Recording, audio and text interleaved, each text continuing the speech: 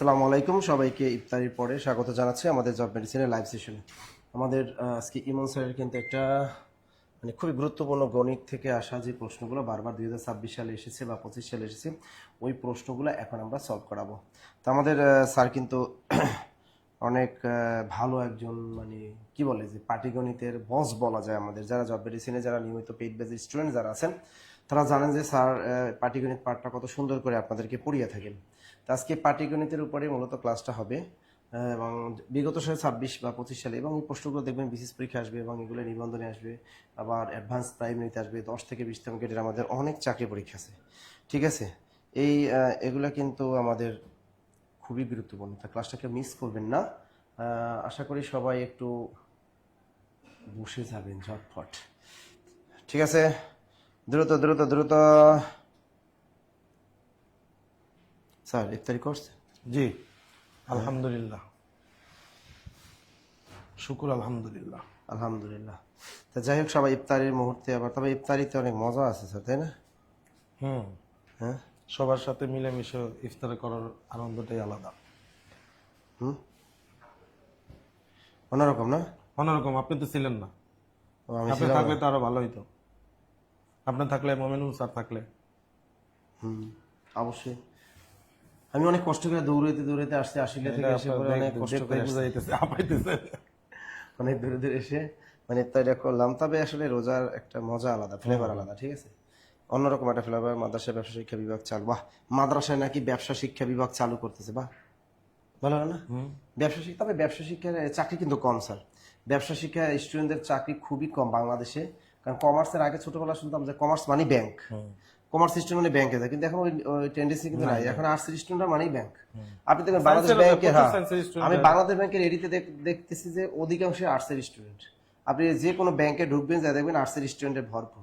এই জন্য কমার্সের মাদ্রাসায় কমার্স খুলে কোনো লাভ নেই, কমার্সের সাবজেক্ট খুলেই লাভ নেই বাংলাদেশে।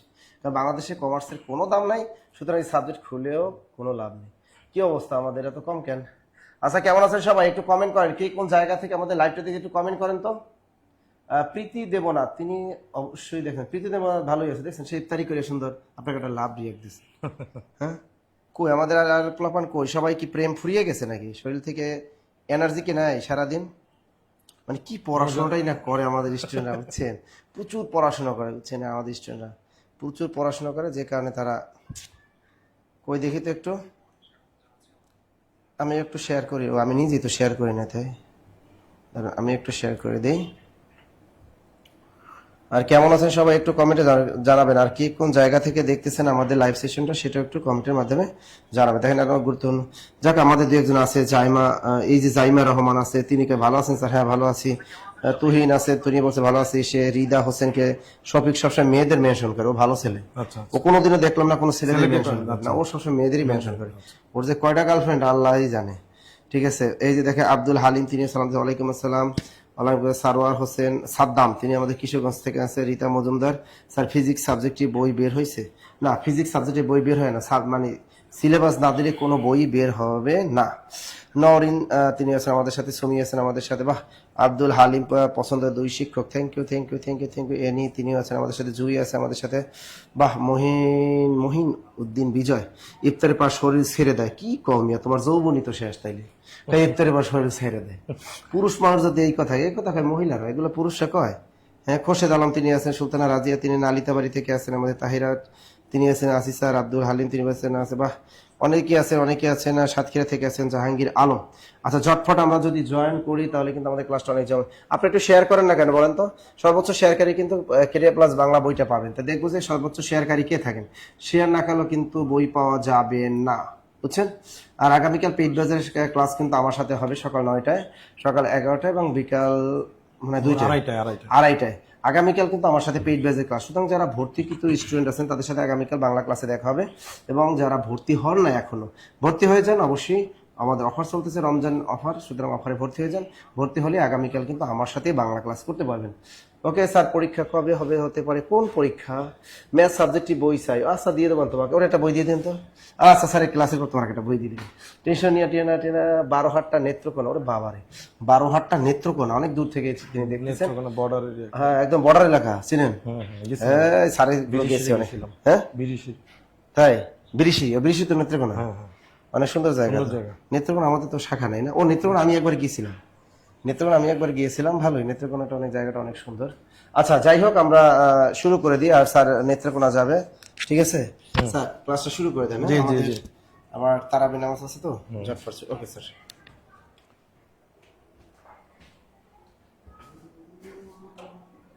আসসালামু আলাইকুম। এখনো যারা আমাদের ক্লাসটি শেয়ার করে নাই দ্রুত ক্লাসটি শেয়ার করেন এবং আমরা কথা না বাড়িয়ে সরাসরি ক্লাসে চলে যাব। শুরু থেকে শেষ পর্যন্ত সবাই চেষ্টা করবেন ক্লাসটি করার, কারণ খুব বেশি সময়ের ক্লাস না, তবে ক্লাস করলে আমরা অনেক কিছু জানতে পারবো। চলুন, আজকের ক্লাস বিভিন্ন টপিক নিয়ে ক্লাস। কোশ্চেনগুলো তো যে কোনো এক টপিকের না, অনেকগুলো টপিক নিয়ে আমরা ক্লাস নিব আজকে। তো আজকে প্রথমে যে টপিক আমরা মানে কোশ্চেন রাখছি, সেই কোশ্চেনের যে টপিক সেটা হচ্ছে বাস্তব সংখ্যা থেকে রাখা। আমরা প্রায় সময় দেখি মৌলিক সংখ্যা নিয়ে আমাদের প্রশ্ন আসে, মূলদ সংখ্যা নিয়ে আমাদের প্রশ্ন আসে। বাস্তব সংখ্যা থেকে মূলত মৌলিক, মূলদ, অমূলদ, তারপরে সহমৌলিক সংখ্যা, তারপরে হচ্ছে ধারাবাহিক সংখ্যা, এগুলোর প্রশ্নগুলো খুব বেশি গুরুত্বপূর্ণ। এবং আরেকটা গুরুত্বপূর্ণ প্রশ্ন বাস্তব সংখ্যার মধ্যে আছে, সেটা হচ্ছে গিয়ে 2 অঙ্ক বিশিষ্ট, দেখবেন যে অঙ্কদ্বয়ের স্থান বিনিময়, এই জাতীয় একটা প্রশ্ন কিন্তু থাকে। তো আমরা আজকে শুরুতে যে প্রশ্নটা রাখছি সেটা হচ্ছে গিয়ে মৌলিক সংখ্যা সম্পর্কিত প্রশ্ন। ক্লাস শুরু করি, আশা করি সবাই রেডি আছেন। 1 নম্বর প্রশ্ন আমরা উল্লেখ করছি এখানে 30 থেকে 90 এর মধ্যবর্তী বৃহত্তম ও ক্ষুদ্রতম মৌলিক সংখ্যার অন্তর কত। মূলত এই কোশ্চেনটা 3টা রকম ভাবে আসছে। একটা হচ্ছে গিয়ে মৌলিক সংখ্যার অন্তর, তারপরে হচ্ছে গিয়ে একটা আসতে পারে আপনার কাছে মৌলিক সংখ্যাগুলোর যোগফল বা সমষ্টি নামে আসতে পারে। আরেকটা আপনার কাছে আসতে পারে হচ্ছে মৌলিক সংখ্যার বৃহত্তম ক্ষুদ্রতম মৌলিক সংখ্যার গড় কত। অন্তর দিয়ে আসতে পারে, সমষ্টি দিয়ে আসতে পারে, গড় দিয়ে আসতে পারে। তো 30 থেকে 90 এর মধ্যবর্তী মানে মাঝখানে যে বৃহত্তম ও ক্ষুদ্রতম মৌলিক সংখ্যাগুলো রয়েছে, তাহলে আমরা শুরুতে যেটা খুঁজবো যে বৃহত্তম মৌলিক সংখ্যাটা খুঁজবো। যদি বৃহত্তম মৌলিক সংখ্যাটা আমি নিতে চাই তাহলে আমাকে যেতে হবে 90 এর কাছাকাছি। 90 এর কাছাকাছি বৃহত্তম মৌলিক সংখ্যাটা হচ্ছে গিয়ে 89। 89 হচ্ছে গিয়ে বৃহত্তম মৌলিক সংখ্যা। আর হচ্ছে ক্ষুদ্রতম মৌলিক সংখ্যাটা যদি আমরা নিতে চাই তাহলে ক্ষুদ্রতম মৌলিক সংখ্যাটা নেওয়ার জন্য আমাদের যেতে হবে 30 এর কাছাকাছি। 30 এর কাছাকাছি ক্ষুদ্রতম মৌলিক সংখ্যা আমরা জানি যে হচ্ছে 31 মৌলিক সংখ্যা। অবশ্যই যারা নতুন আছেন, পুরাতনরা অনেকেই জানেন যে মৌলিক সংখ্যাগুলো আমাদের মুখস্থ রাখতে হয়। মৌলিক সংখ্যাগুলো আমাদেরকে মুখস্থ রাখতে হয়, এটা আপনারা অনেকে জানেন। আপনারা চেষ্টা করবেন, যারা নতুন ভাবে প্রস্তুতি নিচ্ছেন তারা চেষ্টা করবেন এট লিস্ট 1 থেকে 200 পর্যন্ত যে মৌলিক সংখ্যাগুলো আছে সেগুলো মুখস্থ রাখার, ঠিক আছে? তো এখান থেকে আমাদের প্রথমে যেটা জানতে চাওয়া হয়েছে মৌলিক সংখ্যার অন্তর। মৌলিক সংখ্যার অন্তর বা পার্থক্য বা হচ্ছে গিয়ে ব্যবধান বা বিয়োগফল বা অপেক্ষা, অন্তর নামে না এসে পার্থক্য নামে আসতে পারে, ব্যবধান নামে আসতে পারে, বিয়োগফল নামে আসতে পারে, অপেক্ষা নামে আসতে পারে। হ্যাঁ, তা অন্তর মানে হচ্ছে গিয়ে যদি বলা হয়, অন্তর যদি বলা হয় তার মানে হচ্ছে গিয়ে আমাদেরকে বিয়োগ করতে হবে। তাহলে বৃহত্তম মৌলিক সংখ্যাটা আমরা পেলাম হচ্ছে 89, আর ক্ষুদ্রতম মৌলিক সংখ্যাটা আমরা পেলাম হচ্ছে গিয়ে 31। এদের অন্তর তাহলে আমরা বিয়োগ করে দিই, বিয়োগ করলে আমরা পাচ্ছি 9 থেকে 1 বাদ দিলে পাবো 8, আর 8 থেকে 3 বাদ দিলে পাবো হচ্ছে 5। তার মানে আমাদের অ্যান্সার এখানে 58। এই যে ঘ নম্বর অপশন আমরা দেখতে পাচ্ছি 58। এর বাদে এই প্রশ্নটা থেকে আর যেটা চেঞ্জ হয়ে আসে, অন্তর জানতে না চেয়ে আমাদের কাছে সমষ্টি নামে জানতে চাইতে পারে যে সমষ্টিগত। সমষ্টি যদি জানতে চাওয়া হয় তাহলে আমাদেরকে যেটা করতে হবে, এই 89 আর হচ্ছে 31 কে আমাদের আবার যোগ করে দিতে হবে। যোগ করলে আমরা পাচ্ছি 9 এর কে 10 0, হাতে থাকে হচ্ছে গিয়ে 1, 8 3 11, আর একে হচ্ছে গিয়ে 12। তার মানে যদি এই প্রশ্নতে অন্তর জানতে না চেয়ে যদি সমষ্টি জানতে চাওয়া হতো তাহলে আমাদের অ্যান্সার হতো হচ্ছে গিয়ে 120। সমষ্টি জানতে না চেয়ে আমাদের কাছে আরেকটা বিষয় জানতে চাইতে পারে, সেটা হচ্ছে গিয়ে গড় কত। যদি গড় জানতে চাওয়া হয় তাহলে আমাদের যেটা করতে হবে, বৃহত্তম সংখ্যাটা আমরা পেলাম হচ্ছে 89, আর ক্ষুদ্রতম সংখ্যাটা পেলাম হচ্ছে গিয়ে আমরা 31। তো গড় বের করার নিয়ম কি? গড় বের করার নিয়ম হচ্ছে রাশিগুলোর যোগফলকে রাশি সংখ্যা দ্বারা ভাগ করতে হয়। আমরা এখানে রাশি পেলাম হচ্ছে 2টা, একটা হচ্ছে 89 আর একটা হচ্ছে 31। এদের যোগফল যেহেতু বের করতে হবে তাহলে এদেরকে যোগ করলাম, আবার এদেরকে রাশি সংখ্যা দ্বারা ভাগ করতে হবে। রাশি যেহেতু 2টা তাহলে 2 দ্বারা ভাগ যাবে, তাহলে 89 আর 31 যোগ করলে আমরা পাচ্ছি 120। 120 কে আমরা যদি 2 দ্বারা ভাগ করি তাহলে আমরা পেয়ে যাবো অ্যান্সার 60। তাহলে আমরা এখানে একসাথে একই প্রশ্নের মধ্যে 3টা অ্যান্সার বের করলাম। এই কোশ্চেনটা যেই ভাবে এখন পর্যন্ত আসছে, যে মৌলিক সংখ্যার অন্তর নামে আসছে, বা মৌলিক সংখ্যার সমষ্টি কত সেই নামে আসছে, বা গড় কত সেই নামে আসছে, তাহলে অন্তর যেহেতু জানতে চাইছে প্রশ্নে, সেটার জন্য আমাদের অ্যান্সার হচ্ছে 58। এই যে ঘ নম্বর অপশনে দেওয়া আছে 58। যদি আমাদের কাছে সমষ্টি জানতে চাইতো তাহলে আমরা অ্যান্সার করতাম হচ্ছে গিয়ে যোগ করে ফেলতাম, যোগ করলে আমরা অ্যান্সার পেলাম হচ্ছে গিয়ে 120। আর যদি আমাদের কাছে গড় জানতে চাইতো তাহলে আমরা যেটা করতাম, রাশিগুলোর যোগফলকে রাশি সংখ্যা দ্বারা ভাগ করতাম। তো রাশিগুলোর যোগফল হচ্ছে 120, রাশির সংখ্যা হচ্ছে 2, 2 দ্বারা ভাগ করলে আমরা অ্যান্সার পেলাম হচ্ছে গিয়ে 60। অনেকে আমি দেখতে পাচ্ছি কমেন্টে অ্যান্সার করেছেন, অন্তর অ্যান্সার করেছেন 58 কারেক্ট অ্যান্সার। সমষ্টি বলার পরে অনেকে অ্যান্সার করেছেন হচ্ছে গিয়ে যোগ করে 120 কারেক্ট অ্যান্সার, এবং গড় বলার পরে অনেকে অ্যান্সার করেছেন হচ্ছে 60, এটাও কারেক্ট অ্যান্সার। আশা করি সবাই ক্লিয়ার হয়ে থাকলে আমরা একটু কমেন্টে লিখে দিব।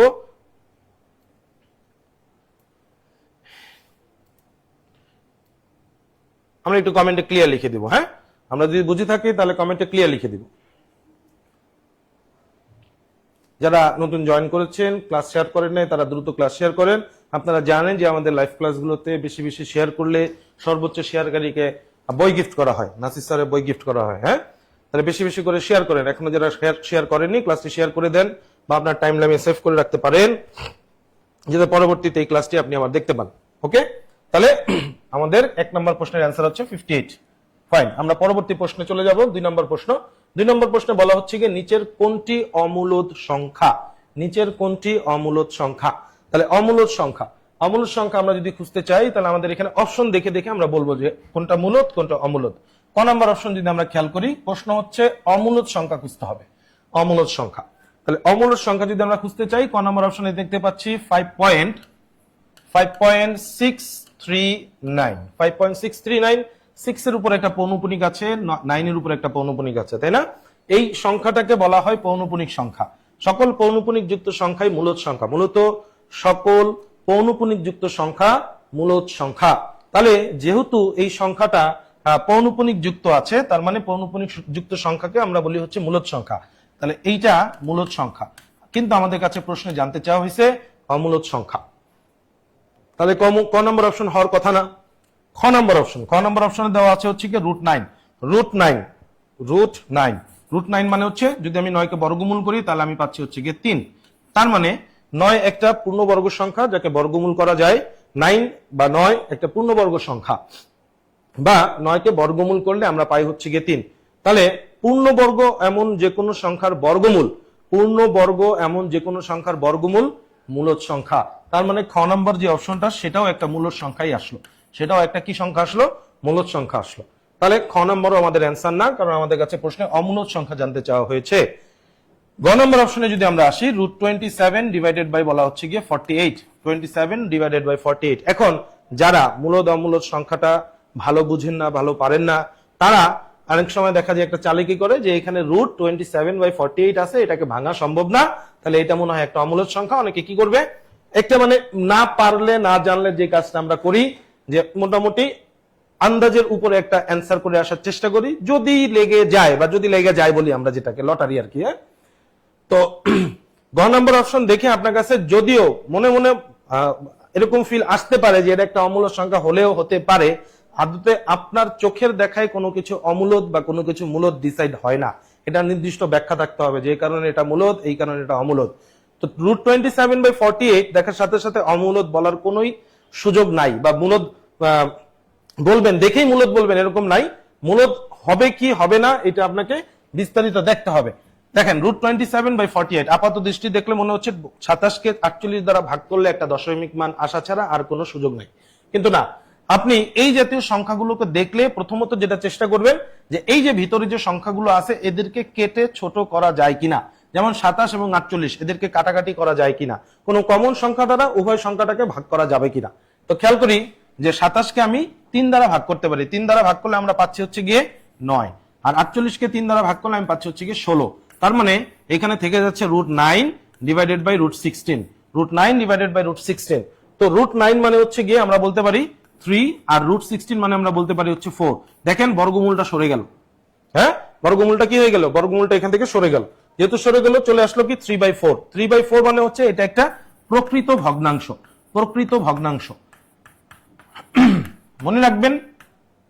মনে রাখবেন প্রকৃত অপ্রকৃত মিশ্র সকল ভগ্নাংশই মূলদ সংখ্যা। প্রকৃত অপ্রকৃত মিশ্র এরা সকলেই, এই সকল ভগ্নাংশই হচ্ছে গিয়ে মূলদ সংখ্যা। তার মানে এই যে 3 নাম্বার যে অপশনটা ছিল √27/48, এটাকে আমরা ভাঙলে যেহেতু একটা প্রকৃত ভগ্নাংশ পাচ্ছি, আর প্রকৃত ভগ্নাংশ একটা মূলদ সংখ্যা, তাই আমরা বলবো এই অপশনগুলোর মধ্যে কোনোটাই অমূলদ সংখ্যা নয়। তাই আমরা অ্যান্সার বলে দিব হচ্ছে কি ঘ নাম্বার অপশন অ্যান্সার, কোনোটিই নয়। ঘ নাম্বার অপশন অ্যান্সার কোনোটিই নয়। তাহলে আমরা আরেকবার একটু বলে দিচ্ছি, খেয়াল করব। ক নাম্বার অপশন, প্রশ্ন ছিল মূলত নিচের কোনটি অমূলদ সংখ্যা, এবং আমাদেরকে ক নাম্বার অপশনে বলা ছিল 5.639 এর উপরে পৌনঃপুনিক দেওয়া আছে। তাহলে পৌনঃপুনিক যুক্ত সংখ্যাগুলো অ্যাকচুয়ালি কি সংখ্যা মনে রাখবেন, এটা একটা নোট লিখে রাখতে পারেন যে সকল পৌনঃপুনিক যুক্ত সংখ্যাই মূলদ সংখ্যা। যেহেতু সকল পৌনঃপুনিক যুক্ত সংখ্যা মূলদ সংখ্যা, তার মানে ক নম্বর অপশনটা হচ্ছে একটা মূলদ সংখ্যা। কিন্তু আমার কাছে প্রশ্ন জানতে চাইছে অমূলদ। খ নম্বর অপশনে আমরা যেটা পেলাম √9, তার মানে হচ্ছে √9 কে আমরা ভাঙলে পাচ্ছি হচ্ছে 3, পূর্ণ সংখ্যা চলে আসছে। দেখছেন, পূর্ণ সংখ্যা চলে আসছে। তার মানে 9 কে বর্গমূল করা যায়। পূর্ণবর্গ এমন যে কোনো সংখ্যার বর্গমূল, পূর্ণবর্গ এমন যে কোনো সংখ্যার বর্গমূল মূলদ সংখ্যা। যেহেতু এটাকে বর্গমূল করা যায়, এটা একটা পূর্ণ সংখ্যা, পূর্ণ বর্গ সংখ্যা, এবং একে বর্গমূল করা যায়, তাহলে এটা একটা মূলদ সংখ্যা হবে। আর গ নম্বর অপশন যেটা বলতেছিলাম সেটা হচ্ছে কি √27/48, এইটা দেখেই অমূলদ সংখ্যা বলে দিলাম তাহলেই হবে না। কেন? আমি এটাকে সলভ করতে পারি নাই বলে অমূলদ সংখ্যা, আমার চোখে এই সংখ্যাটা দেখতে ভালো লাগে নাই তাই এটা অমূলদ সংখ্যা, এরকম ধারণা করার কোনোই অবকাশ নাই, সুযোগই নেই। তো কি করতে হবে? দেখতে হবে আসলে এইটাকে কোনোভাবে পূর্ণ সংখ্যা বা ভগ্নাংশ রূপে আনা যায় কিনা। পূর্ণ সংখ্যা বা ভগ্নাংশ রূপে যদি আনতে পারি তাহলে একে মূলদ সংখ্যা বলা যেতে পারে। কারণ মূলদ সংখ্যাকে দুই ভাগে ভাগ করা যায়, একটা হচ্ছে পূর্ণ সংখ্যা, একটা হচ্ছে কি ভগ্নাংশ। মূলদ সংখ্যাকে দুই ভাগে ভাগ করা যায়, একটা পূর্ণ সংখ্যা, একটা ভগ্নাংশ। তো আমি যদি এই সংখ্যাটাকে কোনোভাবে পূর্ণ সংখ্যা বা ভগ্নাংশ রূপে আনতে পারি তাহলে তাকে মূলদ বলতে পারবো। তো আমরা কি করলাম, এই যে ভিতরে যে সংখ্যাটা 27 এবং 48, দেখলাম একে কাটাকাটি করা যায় কিনা। দেখলাম 3 দ্বারা কাট করা যায় 27 কে, তাহলে পাওয়া যায় 9। আবার 48 কে 3 দ্বারা কাটাকাটি করলে পাওয়া যাবে হচ্ছে 16। তাহলে থেকে যাচ্ছে √9/16, √9 মানে হচ্ছে 3, আর √16 মানে হচ্ছে 4।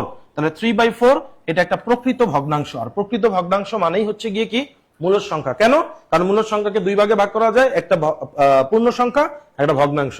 তো প্রকৃত ভগ্নাংশ হোক, অপ্রকৃত ভগ্নাংশ হোক, বা মিশ্র ভগ্নাংশ হোক, যেটাই হোক, এগুলোকে মূলদ সংখ্যা বলা হয়, এগুলোকে মূলদ সংখ্যা বলা হয়। তাহলে গ নম্বর অপশনও মূলদ আসলো, বাট প্রশ্নে জানতে চাওয়া হয়েছে অমূলদ সংখ্যা, তাই আমাদের অ্যান্সার হচ্ছে ঘ। আশা করি সবাই ক্লিয়ার। দ্রুত কমেন্ট করে আমরা জানিয়ে দেব।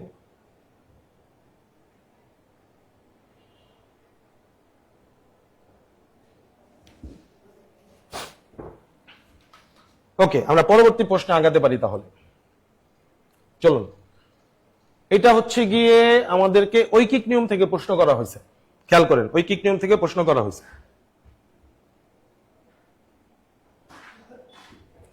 বলতেছে দৈনিক 14 ঘন্টা কাজ করে 9টি মেশিন 10 দিনে 2800 লিটার পানি উত্তোলন করতে পারে। দৈনিক 18 ঘন্টা কাজ করে 8টি মেশিন কত দিনে 3200 লিটার পানি উত্তোলন করতে পারবে? খেয়াল করব আমরা। ঐকিক নিয়মের সকল প্রশ্ন আমি মূলত যেটা বলি যে একটা সূত্রের মধ্যে সমাধান করে ফেলতে। ঐকিক নিয়মের সকল প্রশ্ন আমরা চাইলে এই একটা সূত্রের মধ্যেই সমাধান করতে পারি। যেহেতু এমসিকিউ বড় করে করার সুযোগ নাই আমাদের, তাই আমরা এই সূত্রটা আমরা একটু লিখে নিব যে P × T ডিভাইডেড বাই হচ্ছে গিয়ে W equal P × T divided by W। একই জিনিস সমান সমানের দুই পাশে বসে যাবে। আর প্রশ্ন হচ্ছে গিয়ে P, T, W এরা কারা?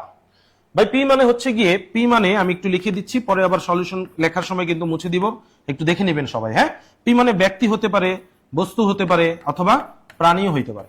P এর ভ্যালু, P বলতে আমরা বুঝবো কি ব্যক্তি, বস্তু, প্রাণী।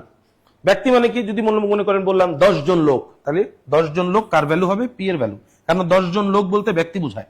অথবা আমি বললাম 2টা মেশিন, তাহলে মেশিন মানে হচ্ছে কি বস্তু, মেশিন মানে হচ্ছে কি বস্তু। তাহলে দেখেন এই যে এখানে যেমন বলতেছে 9টি মেশিন, তার মানে এই যে 9টি মেশিন, এটা কার ভ্যালু? এটা হবে P এর ভ্যালু। মেশিন বস্তু।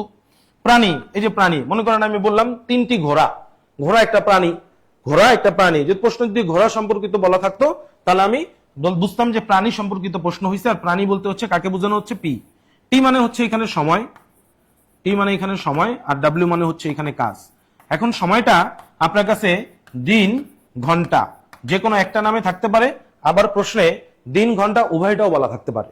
দিন নামেও আসতে পারে, ঘন্টা নামেও আসতে পারে, অথবা দিন ঘন্টা উভয়টাই একই প্রশ্নে থাকতে পারে। যেমন এই প্রশ্নে আপনার কাছে ঘন্টাও বলা হয়েছে, আবার দিনের কথাও বলা হয়েছে। একই প্রশ্নে দুই রকম এককে সময় বলা আছে, দুই রকম এককে সময় বলা আছে। হ্যাঁ, ঠিক আছে। তাহলে আমরা এখান থেকে প্রথমে জেনে নিলাম পি, টি, ডাব্লিউ এরা কারা। পি মানে ব্যক্তি, বস্তু, প্রাণী। টি মানে হচ্ছে গিয়ে সময়, সেটা দিন এবং ঘন্টা উভয় আকারেও থাকতে পারে, অথবা শুধু দিন বা শুধু ঘন্টা আকারে থাকতে পারে। ডাব্লিউ মানে হচ্ছে গিয়ে কাজ। এবার আমরা একটু মান বসাবো, মান বসানোটা শিখবো, খেয়াল করবো আমরা। প্রথমে বলা হয়েছে দৈনিক 18 ঘন্টা কাজ করে 9টি মেশিন। তাহলে এই যে 9টি মেশিন, মেশিন একটা বস্তু, তার মানে এই পি এর ভ্যালু হচ্ছে গিয়ে 9। 9টি মেশিন দৈনিক কত ঘন্টা কাজ করে? 14 ঘন্টা। তাহলে 14 ঘন্টা এটা একটা সময়। এই যে টি, টি এর ভ্যালু আমরা লিখলাম 14। 14 ঘন্টা কাজ করে এভাবে করে কয় দিনে? 10 দিনে। তাহলে 10 দিন, এটাও তো আমাদের একটা সময়, তাই না? তাহলে এই যে টি এর ভ্যালু দুইটা এককে বলা আছে, একটা হচ্ছে দিন আর একটা হচ্ছে ঘন্টা। এই যে 14 ঘন্টা লিখলাম 14, আর এই যে সময় আরেকটা বলা আছে দিন, এই যে দিন লিখলাম 10। কাজ কতটুকু করে? সে কাজ করে হচ্ছে গিয়ে 2800 লিটার পানি উত্তোলন করে। তার মানে এখানে ডাব্লিউর ভ্যালু হচ্ছে গিয়ে 2800। এবার এই পাশে আমরা যেটা করব, যে দৈনিক 18 ঘন্টা কাজ করে 8টি মেশিন। এই যে আবার মেশিনের কথা চলে আসছে, তাহলে মেশিন হচ্ছে পি এর ভ্যালু, তাহলে এখানে লিখলাম 8। এরা দৈনিক 18 ঘন্টা কাজ করে। এভাবে করে প্রশ্নে জানতে চাওয়া হয়েছে কত দিনে। তার মানে এই পাশে যেমন সময়টা দুইটা এককে বলা ছিল, যে ঘন্টা এবং দিন দুইটাই বলা ছিল, এইখানে আবার ঘন্টা উল্লেখ করে দিছে ঠিকই, কিন্তু দিন উল্লেখ করে নাই। তার মানে একটা সময় দিছে আর একটা সময় দেয় নাই। যেহেতু সময় দেয় নাই আর সময়কে আমরা টি দ্বারা প্রকাশ করছি, তাহলে এখানে টি রেখে দিলাম। আর কাজ কতটুকু করে? 3200 লিটার পানি উত্তোলন করে। তাহলে এখানে ডাব্লিউ হচ্ছে গিয়ে 3200। এবার আমরা এখানে যেভাবে কাটাকাটি করতে পারি, সমান সমানের দুই পাশ কাটাকাটি করা যায়, আবার উপর নিচ কাটাকাটি করা যায়। এই যে মাঝখানে যদি ইকুয়াল চিহ্ন আছে, তাহলে সমান সমানের দুই পাশ আমি এভাবে কাটাকাটি করতে পারি। এই 2800 দুইটা 0, 3200 দুইটা 0 কেটে দিলাম। আবার আমি উপর নিচও কাটাকাটি করতে পারবো। হ্যাঁ, তার আগে দেখি সমান সমানের দুই পাশ আর কি কি ভাবে কাটাকাটি যেতে পারে। যেমন দেখেন এখানে আছে 9, এখানে আছে 18, তাহলে 9 দুগুণ 18 আমরা বলতে পারি। তারপর আবার এখানে 2 দ্বারা আমি কি করতে পারি? 14 কে কাটতে পারি। 2 দ্বারা 14 কে কাটলে আমরা পাবো কত? 7। 7 দ্বারা যেহেতু কাটা গেল, 7 দ্বারা আবার আমি এখানে 28 কে কাটতে পারি, তাহলে পাচ্ছি হচ্ছে কত? 4। 4 সাথে 28। এবার এইখান থেকে আমি যেটা করতে পারি, যে এখান থেকে আমরা করতে পারি কি, 2 দুগুণে হচ্ছে গিয়ে 4, 5 দুগুণে হচ্ছে কত? 10, তাই না? এবার এই পাশ থেকে যদি আমরা কাটাকাটি করি, তাহলে 4 8 কত? 32। 4 8 দাঁড়াচ্ছে হচ্ছে গিয়ে 32। যার যেহেতু সমান সমানের দুই পাশ এখনো কাটাকাটি করার সুযোগ আছে, এই 4 কে আমি চাইলে কি করতে পারি, এই 2 দ্বারা কাট করলে আমরা এখান থেকে 2 পাবো। তাহলে এইখানে দেখা যাচ্ছে টি রয়ে যাচ্ছে, তাহলে এখান থেকে আমরা লিখলাম টি, আর এখান থেকে আমি 5 রয়ে গেল আর 2 রয়ে গেল, আর যদি গুণ করি 5 দুগুণ আমরা পাবো হচ্ছে গিয়ে 10। আমি কাটাকাটিটা আরেকবার বলে দিচ্ছি, সবাই একটু খেয়াল করবেন। হ্যাঁ, আরেকবার কাটাকাটি বলে দিচ্ছি, খেয়াল করবেন। প্রথমে আমরা মান বসাইছি হচ্ছে পি এর ভ্যালু। এখানে প্রশ্নে বলা ছিল 9টা মেশিন, তাহলে মেশিন যেহেতু, তাহলে বস্তু হচ্ছে পি এর ভ্যালু, এই যে 9 বসাইলাম। এভাবে করে তারা 9টা মেশিন কি করে? দৈনিক 14 ঘন্টা করে কাজ করে। তাহলে একটা সময়ের কথা এখানে উল্লেখ হয়েছে, তার মানে টি এর ভ্যালু এখানে আমরা প্রথমে পেলাম 14। দৈনিক 14 ঘন্টা, এভাবে করে 10 দিন। তাহলে সময় দুইটা এককে ছিল, একটা হচ্ছে ঘন্টা, একটা হচ্ছে কি দিন। 14 ইন্টু 10 দিয়ে দিলাম। এভাবে করে তারা কি করে? কতটুকু কাজ করে? 2800 লিটার পানি উত্তোলন করতে পারে। তাহলে এখানে কাজ বলতে এখানে বোঝানো হচ্ছে 2800 লিটার পানি উত্তোলন করছে। একইভাবে এই পাশে কি মান আসবে? এখানে বলা হচ্ছে দৈনিক 18 ঘন্টা কাজ করে 8টি মেশিন। তাহলে মেশিন মানে বস্তু, তাহলে এই পি এর ভ্যালু হচ্ছে গিয়ে 8। টি হচ্ছে গিয়ে এখানে বলা দৈনিক 18 ঘন্টা, তার মানে সময় পেলাম একটা 18 ঘন্টা, কিন্তু যেটা পেলাম না সময়, তো এই প্রশ্নে দুই রকম এককে বলা ছিল, একটা বলা আছে ঘন্টায়, আরেকটা বলা আছে দিনে, কিন্তু দিনটা এখানে যেহেতু বলা নাই, টি রেখে দিলাম। আর ডাব্লিউ কাজ হচ্ছে সে করছে কতটুকু? 3200 লিটার পানি উত্তোলন করে, তাহলে এখানে 3200 লিখে দিলাম। এবার আমরা কাটাকাটি করলাম কিভাবে? সমান সমানের দুই পাশ কাটাকাটি করা যায়। তাহলে আমরা প্রথমে যেটা করলাম, 2800 দুটো 0, 3200 দুটো 0 কেটে দিলাম। এরপরে 9 দ্বারা আমি কি করলাম? 18 কে কাটলাম, পেলাম হচ্ছে গিয়ে 2। তারপর আমি যেটা করলাম, 2 দ্বারা আমি এখানে 14 কে কাটলাম, পেলাম হচ্ছে গিয়ে 7। 7 দ্বারা আমি 28 কে কাটলাম, পেলাম হচ্ছে গিয়ে 4। 4 দ্বারা আমি 4 কে 2 দ্বারা কাট করে আমি পেলাম 2, আর 10 কে 2 দ্বারা কাট করে আমি পেলাম 5। 2 দ্বারা এখানে আমি আমার যেটা করলাম, 8 দ্বারা 32 কে কাটলাম, তাহলে 4 8 32। এবার 2 দ্বারা আমি 4 কে কাট করলাম, পেলাম হচ্ছে গিয়ে 2। আর দেখা যাচ্ছে কাটাকাটি নাই বা যায় না, তাহলে কি করলাম, এখানে আড়াআড়ি গুণ করলাম, টি এর সাথে এখানে কিছু নাই মানে 1 আছে, টি এর সাথে 1 গুণ করলে পাবো টি, আর এখানে 5 এর সাথে 2 আড়াআড়ি গুণ করলে পাবো 10, তার মানে অ্যান্সার হচ্ছে গিয়ে কয় দিন, 10 দিন। তাহলে এই প্রশ্নের অ্যান্সার হচ্ছে গিয়ে 10 দিন।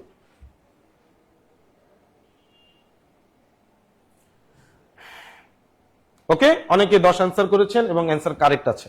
তাহলে আমরা পরবর্তী প্রশ্নে আগাবো, 4 নম্বর প্রশ্নের দিকে আমরা আগাই। আশা করি সবাই ক্লিয়ার, একটু কমেন্ট করে দিলে ভালো হয়, সবাই একটু কমেন্ট করে দিবেন, হ্যাঁ ক্লিয়ার কিনা কমেন্ট করে জানাবেন। এখন অনেকে সালাম দিচ্ছেন, ওয়ালাইকুম আসসালাম।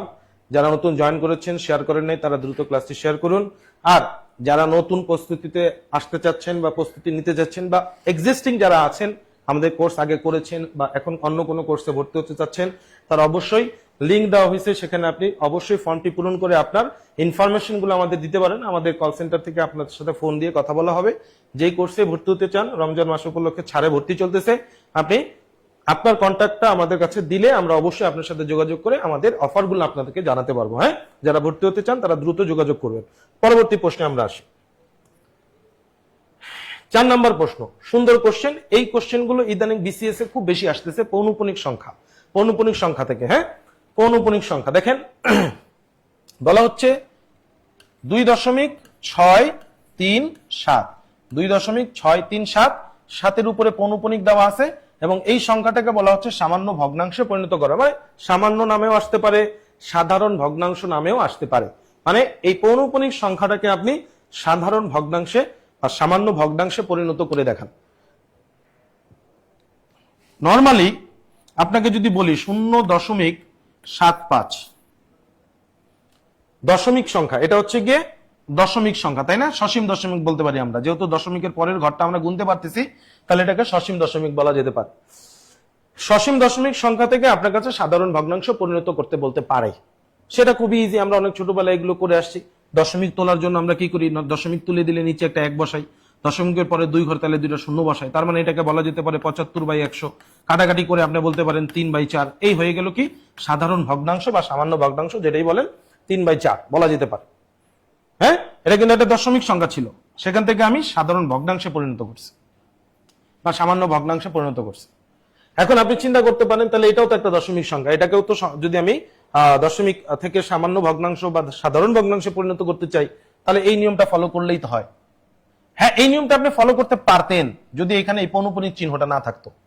তবে এখানে আপনাকে বলা হয়েছে, একটা পৌনঃপুনিক চিহ্ন দিয়ে বলা হয়েছে যে পৌনঃপুনিক সংখ্যাটাকে আপনি কি করেন, সামান্য ভগ্নাংশে বা সাধারণ ভগ্নাংশে পরিণত করেন।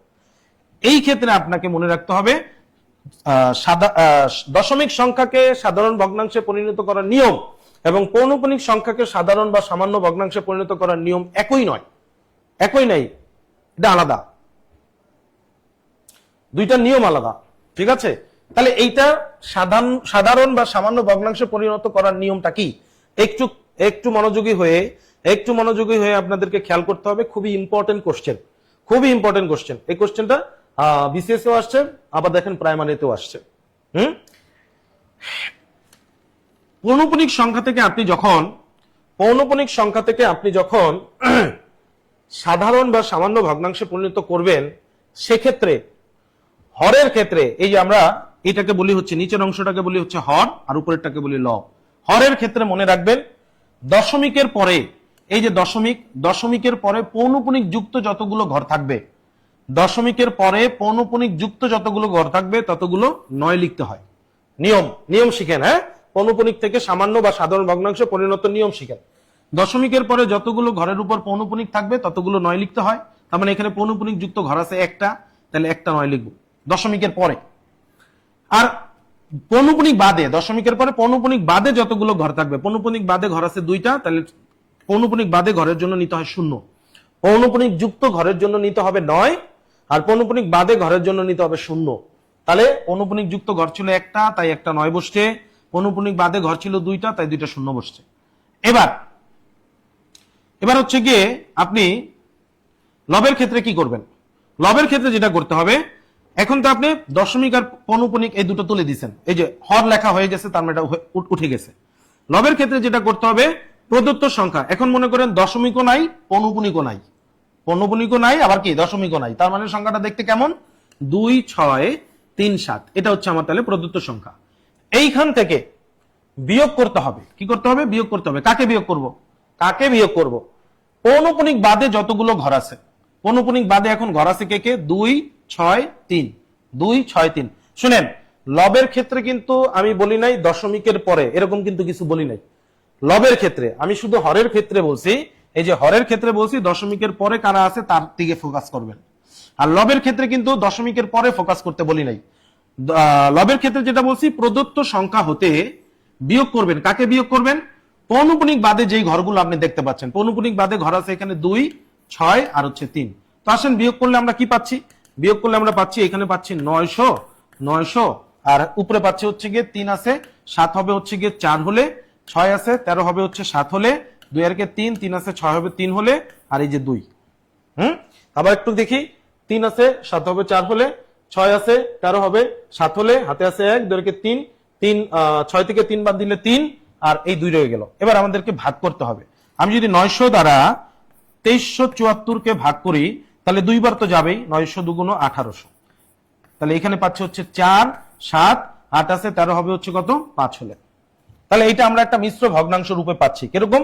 সেটা হচ্ছে গিয়ে মিশ্র ভগ্নাংশ রূপে যদি লিখতে চাই তাহলে লিখতে পারবো এরকম, 2 সমস্ত 574 বাই হচ্ছে কত? 900। 2 সমস্ত 574 বাই 900।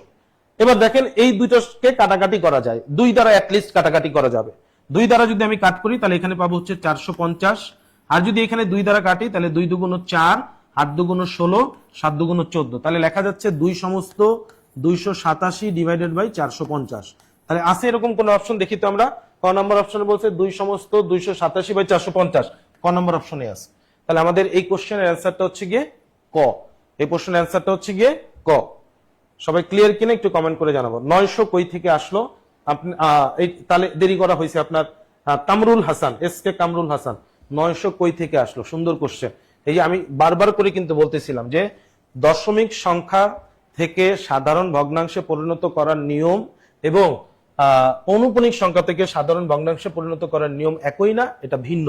তাহলে ভিন্ন কি? এই পৌনপুনিক থেকে যখন আপনি সামান্য বা সাধারণ ভগ্নাংশে পরিণত করবেন, তখন হরের ক্ষেত্রে যেটা লিখতে হয়, হ্যাঁ, হরের ক্ষেত্রে যেটা লিখতে হয় যে দশমিকের পরে যতগুলো ঘর পৌনপুনিক যুক্ত থাকবে ততগুলো নয়। এখানে পৌনপুনিক যুক্ত ঘর আছে একটা, তাই একটা 9 বসছে। আর পৌনপুনিক বাদে ঘর আছে হচ্ছে এখানে দশমিকের পরে পৌনপুনিক বাদে ঘর আছে 2টা, তাই এখানে 2টা শূন্য বসছে। এইভাবে করে 900 আসছে। ওকে, আমরা ক্লিয়ার কিনা কমেন্ট করে জানাবো। অনেকে কয়েন্সার করেছেন, অনেকেই কয়েন্সার করেছেন, তো কারেক্ট অ্যান্সার। ওকে, আমরা পরবর্তী প্রশ্নে আগাবো। যেহেতু তারাবির নামাজ আছে, আমরা কিন্তু অনেক বেশি সময় ক্লাস করতেও পারবো না চাইলেও। হ্যাঁ, যদি এমন হয় যে কোনো জায়গাটায় আপনার একটু বোঝার অসুবিধা রয়ে গেছে, হ্যাঁ, আমি চেষ্টা করতেছি 2-3 বার করে বলার, তারপরে যদি অসুবিধা রয়ে যায় তাহলে আপনারা যেটা করবেন ক্লাসের শেষে আবার রিপিট দেখবেন, ঠিক আছে? কারণ এটা তো থেকে যাবে। এইখানে এই যে 41তম বিসিএসও আসছে, আবার প্রাথমিক শিক্ষা অধিদপ্তর হিসাব সহকারী 13 এটাতেও আসছে। দেখেন দশমিক সংখ্যার গুণ, দশমিক সংখ্যার গুণ, দশমিক এখানে আছে 1 গুণ 3.33 গুণ 7.1, 7.1, তাই না? আচ্ছা, দশমিক সংখ্যার গুণ দিছে। দশমিক সংখ্যার গুণ করার সময়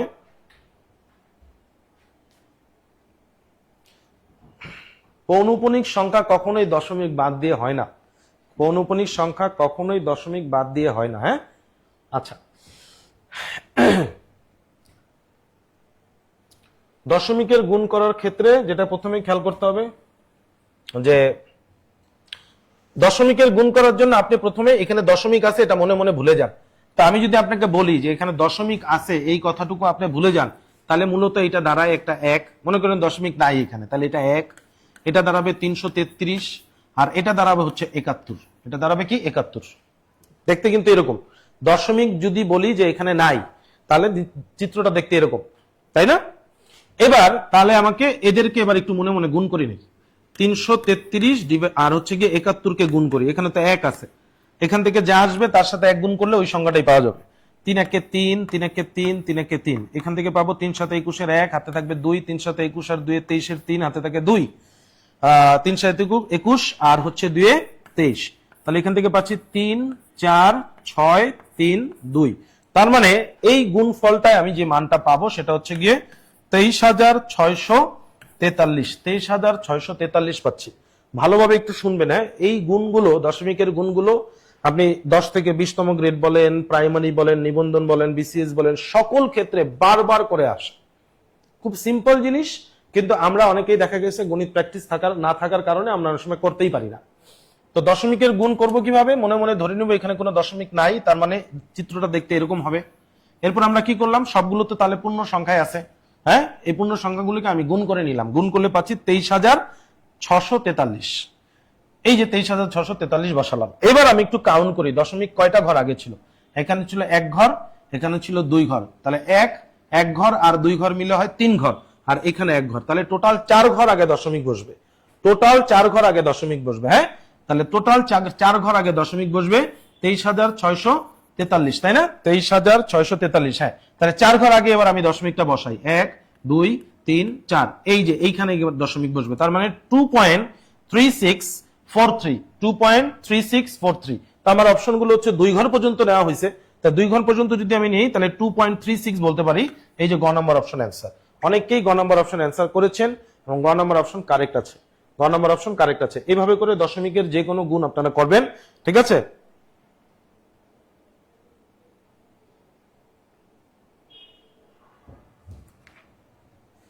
আশা করি সবাই ক্লিয়ার। আমরা পরবর্তী প্রশ্নে আগাবো। বলা হচ্ছে কোন ভগ্নাংশটি 2/3 থেকে বড়? এই জাতীয় প্রশ্ন, এই যে দেখেন 46তম বিসিএস এ আসছে, মাধ্যমিক ও শিক্ষা অধিদপ্তর 2021 সালে আসছে। তাহলে দেখেন যে যে প্রশ্নগুলো রাখা হয়েছে, এই কোশ্চেনগুলো মূলত বিসিএস এও আসছে, আবার দেখবেন যে বিভিন্ন প্রাইমারি পরীক্ষায় আসছে, অথবা সরকারি যে কোনো পরীক্ষায় আপনার এখানে আসছে দেখবেন, হ্যাঁ। তাহলে ভগ্নাংশের ছোট বড় নির্ণয় করার জন্য আপনি যে কাজটা করবেন, কম্পেয়ার করবেন, হ্যাঁ। যেমন এখানে আপনার কাছে প্রশ্নে বলা হয়েছে নিচের কোন ভগ্নাংশটি 2/3 থেকে বড়। তাহলে আপনাকে একটা কন্ডিশন দিছে যে এই যে 4টা অপশন এখানে আছে, এর মধ্যে কোন অপশনটা, হ্যাঁ, এই হচ্ছে গিয়ে এই কোন অপশনটা এইটার থেকে বড়। তাহলে আপনি এবার সলিউশন করার ক্ষেত্রে যেটা করবেন, এই ভগ্নাংশের সাথে এই অপশনগুলোকে কম্পেয়ার করবেন। এই ভগ্নাংশের সাথে এই ভগ্নাংশগুলো কি করবেন, অপশনের ভগ্নাংশগুলো কম্পেয়ার করবেন। তাহলে কিভাবে করা যায়? কম্পেয়ার করার নিয়মটা আমরা দেখব। 2/3 আর ক নম্বর অপশনে বলা ছিল কি 33/50। কম্পেয়ার করার ক্ষেত্রে প্রথমে আপনি যেটা করবেন, এই যে এই ভগ্নাংশটা আমি লিখলাম আর ক নম্বর অপশনটাকে আনলাম, এনে এদেরকে আড়াআড়ি গুণ করবো, এদেরকে আড়াআড়ি গুণ কি করব, আড়াআড়ি গুণ করবো। তাহলে আড়াআড়ি গুণ করলে আমরা পাচ্ছি 50 দুগুণ হচ্ছে গিয়ে 100, আর 3 33 হচ্ছে গিয়ে 99। আমাকে বলা হয়েছিল কোন ভগ্নাংশটি 2/3 থেকে বড়। যেহেতু বড় বলা হয়েছে, তাহলে এই গুণফল দুইটার মধ্যে, এই যে দেখেন আড়াআড়ি গুণ করার কারণে আমি দুইটা গুণফল পাইছি। এই দুইটা গুণফলের মধ্যে কে বড়? 100 বড়। এই যে 100 নামক গুণফলটা বড়। তো 100 নামক গুণফলটা কোন লবের সাথে, এই যে 100 নামক গুণফলটা আপনি পাইলেন, এই 100 নামক গুণফলটা এই দুইটা ভগ্নাংশের যে লবের সাথে গুণ করে আসছে সেই ভগ্নাংশটা বড় হবে। তাহলে 100 আসছে কোন লবের সাথে গুণ করে? 2 নামক লবের সাথে গুণ করার কারণে 100 আসছে। যে 50 দুগুণে 100, এই 2 এর সাথে গুণ করার কারণে যেহেতু 100 আসছে, তার মানে এই ক্ষেত্রে এই দুইটা ভগ্নাংশের মধ্যে 2/3 বড়। কিন্তু আমার কাছে জানতে চাইছে 2/3 থেকেও বড়, কিন্তু আমি দেখলাম যেটা ক নম্বর অপশন থেকে 2/3 বড় হয়। তাহলে আমি ক নম্বর অপশন বাতিল করে দিব, কারণ 2/3 থেকেও বড় লাগবে। খ নম্বর অপশনে বলছে 2/3, আর এখানে খ নম্বর অপশনে বলছে হচ্ছে 8/11, লিখলাম 8/11। আবার আমরা আড়াআড়ি গুণ করি, আড়াআড়ি গুণ করলে পাবো হচ্ছে গিয়ে 11 দুগুণে 22, 3 8 হচ্ছে কত 24, 11 দুগুণে 22, 3 8 24। তাহলে যেহেতু বড় জানতে চাওয়া হয়েছে, তাহলে এবার খেয়াল করে দেখি বড়কে 22 আর 24 এর মধ্যে বড় হচ্ছে গিয়ে 24। তাহলে 24 নামক গুণফলটা কোন লবের সাথে গুণ করে আসছে? এই 24 আসছে হচ্ছে গিয়ে 8 এর সাথে গুণ করার কারণে। এই যে দেখেন 3 8 24, 8 এর সাথে গুণ করার কারণে যেহেতু আসছে, তার মানে 8/11 এই ভগ্নাংশটা বড়। তার মানে আমার অ্যান্সারটা হচ্ছে গিয়ে খ। কেমনে বুঝলেন অ্যান্সারটা খ? আমাকে প্রশ্ন করাই হয়েছিল যে আমাকে এমন একটা ভগ্নাংশ আপনি এই 4টার থেকে বলেন যেইটা 2/3 থেকে বড়। তা আমি দেখলাম যে এই প্রশ্নের যে ভগ্নাংশ তার সাথে যখন খ নম্বর অপশন কম্পেয়ার করলাম, কম্পেয়ার করে দেখলাম যে বড় গুণফলটা আড়াআড়ি গুণ করার পরে যে গুণফলগুলো আমরা পাইছি, তার মধ্যে বড় হচ্ছে 24, আর এই 24 নামক গুণফলটা আসে এই 8 এর সাথে গুণ করে, তার মানে 8/11 এই ভগ্নাংশটা বড়। তার মানে এই 8/11 2/3 থেকে বড়, আর আমার কাছে জানতেও চাইছে 2/3 থেকে বড়, তাহলে অ্যান্সার হচ্ছে খ। আর প্রশ্ন থাকতে পারে তাহলে গ আর ঘ ট্রাই না করেই তো আপনি উত্তর বলে দিলেন। ভাই অপশনে তো উত্তর একটাই থাকবে, তবুও আমরা চাইলে আরো একটা অপশন কম্পেয়ার করে দেখতে পারি। 2/3 আর এখানে আছে 3/5, আপনি আড়াআড়ি কম্পেয়ার করেন। 5 দুগুণ আসে হচ্ছে গিয়ে 10, 3 3 আসে হচ্ছে গিয়ে 9। তো ভাই বড়কে, বড় হচ্ছে গিয়ে 10, যেহেতু বড় বলছে তাই আপনি বড় গুণফলটাকে কাউন্ট করবেন, ছোট বললে আপনি ছোট গুণফলটাকে কাউন্ট করবেন। বড় বলছে দেখে বড় গুণফলটাকে কাউন্ট করছি, ছোট বললে ছোটটাকে কাউন্ট করতাম। তাহলে বড় গুণফলটা এখানে হচ্ছে গিয়ে কত? 10। 10 কোন লবের সাথে গুণ করে আসছে? 2 নামক লবের সাথে গুণ করে যেহেতু আসছে, তার মানে 2/3 ভগ্নাংশটা বড়, কিন্তু আমাদেরকে প্রশ্নে বলা হয়েছিল 2/3 থেকেও বড়, তার মানে এইটা তো হচ্ছে না। একইভাবে ঘ নাম্বারও হবে না। তো আমাদের এই প্রশ্নের অ্যান্সার হচ্ছে গিয়ে কি? খ। মনে রাখবেন ভগ্নাংশের ছোট বড় এই টাইপের প্রশ্ন খুবই গুরুত্বপূর্ণ, এখান থেকে প্রশ্ন হয়, বারবার করে এখান থেকে প্রশ্ন হয়। হ্যাঁ, অনেকে বি অ্যান্সার করেছেন এবং বি কারেক্ট অ্যান্সার। আমরা পরবর্তী প্রশ্নে আগাবো। 7 নম্বর প্রশ্ন শতকরা টপিক থেকে আসছে। চিনির মূল্য 10% কমে যাওয়ায় চিনির ব্যবহার শতকরা কত বাড়ালে চিনি বাবদ খরচ একই থাকবে? একই থাকবে বলতে পরিবর্তন হবে না, মানে আপনি আগে যে পরিমাণ চিনি কিনতেন, সেই যে ধরেন যে 1 কেজি চিনি আপনি 100 টাকায় কিনতেন, এখন আপনার চিনির দাম 10% কমে গেছে। 10% কমে গেছে মানে কি 10 টাকা কমে গেছে, তাহলে ওই 1 কেজি চিনি কিনতে আপনার এখন কি লাগতেছে? 90 টাকা লাগতেছে। কিন্তু আপনি দোকানদারের কাছে গিয়ে বললেন দাম তো 90 টাকা 1 কেজি চিনির, কিন্তু আমাকে 100 টাকারই চিনি দাও। হ্যাঁ, যে আগে তো আমি 1 কেজি চিনি কিনতাম 100 টাকায়, তো এখন তো 10 টাকা দাম কমছে, তার মানে 1 কেজি চিনি এখন 90 টাকা, কিন্তু আমি এখনো 100 টাকারই চিনি কিনতে যাই। তো দোকানদার আপনার কি বলবে? তাহলে ভাই আপনি চিনি 1 কেজি থেকে কিছু পরিমাণ বেশি পাবেন। ঠিক আছে, তো এইটাই প্রশ্ন বলা হয়েছে চিনির ব্যবহার শতকরা কত ভাগ বাড়ালে চিনি বাবদ খরচ একই থাকবে, কোনো পরিবর্তন হবে না। তাহলে আমরা যেটা করতে পারি সেটা হচ্ছে গিয়ে, আগে আমি যদি বলি চিনির পূর্ব মূল্য ছিল 100 টাকা, তাহলে 10% যেহেতু বাড়ছে, তার মানে 10 টাকা বেড়ে বর্তমান দাম হচ্ছে কত টাকা? 110 টাকা। কমে গেছে, তো কমে গেছে, বাড়ে নাই, কমে গেছে। মানে আগে যদি বলি চিনির দাম ছিল কত? 100 টাকা, তাহলে বর্তমান দামটা কি? বর্তমান দামটা হচ্ছে গিয়ে 100 থেকে আরো 10 টাকা কমে গেছে, তার মানে বর্তমানে হচ্ছে কয় টাকা? 90 টাকা। বর্তমানে চিনির মূল্য 90 টাকা, আগে চিনির মূল্য ছিল 100 টাকা, 10% কমে যাওয়াতে এখন চিনির মূল্য দাঁড়াইছে কত টাকা? 90 টাকা। কিন্তু আপনি চিনি ব্যবহার করতে চান কয় টাকার? 100 টাকারই, দাম কমুক কিন্তু আমি 100 টাকারই কিনবো। তার মানে আপনি কত টাকার বেশি কিনতেছেন? 10 টাকার বেশি কিনতেছেন, তাই না? তাহলে আপনি মূলত এখন তো বর্তমান দাম 90 টাকা, এই 90 টাকার মধ্যে বেশি কিনতেছেন হচ্ছে কয় টাকা? 10 টাকা বেশি কিনতেছেন। আর এটা যেহেতু আপনাকে প্রশ্ন বলতেছে শতকরা কত কমালে, তা শতকরা যেহেতু বলা হয়েছে, তাহলে আপনি এখানে গুণ দিবেন কত? 100 গুণ দিয়ে দেন। তাহলে এখানে 0 আর এই 0 কেটে দিলাম, তাহলে থাকতেছে হচ্ছে গিয়ে 100 বাই কত?